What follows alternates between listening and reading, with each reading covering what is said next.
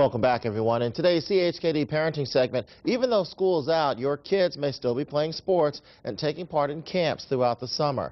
We're told most coaches have had little formal training on preventing injuries. So here to help your child avoid getting seriously injured, parents, here's some info you need to know from Dr. Tina Seminara, a sports medicine physical therapist. How are you? Thanks so much for making the house call here. Thanks for having me. All right, so you came with some tips for our parents watching right now. And the first one is prevent injuries before the game begins. What do you mean by that? Really important to do a proper warm-up and stretching before a game starts.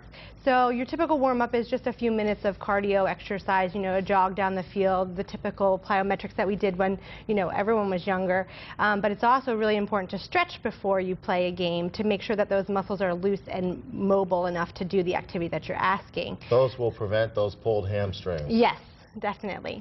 The other big thing before a game is to make sure that you're hydrating before the game even starts. So that's your second tip, the 3 H's. Yes.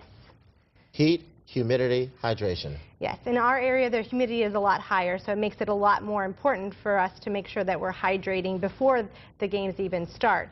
You also want to hydrate during and after a game. So basically, the more water, the better. Is that what you recommend most, water? What about like the sports drinks and stuff? The sports drinks are really only important if you're doing an activity for greater than an hour.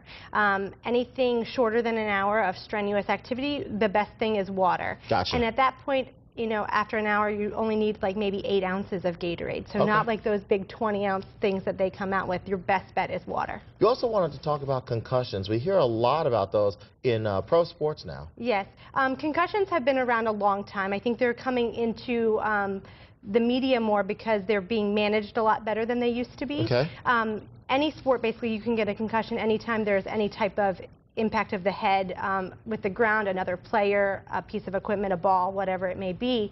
But the big thing is managing that concussion and not letting them return to play until it's completely resolved.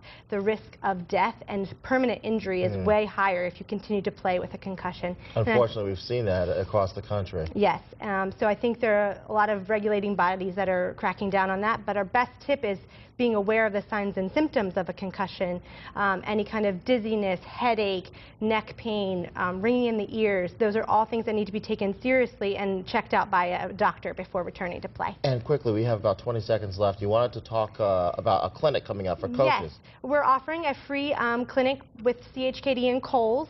It's free to any coach in the area.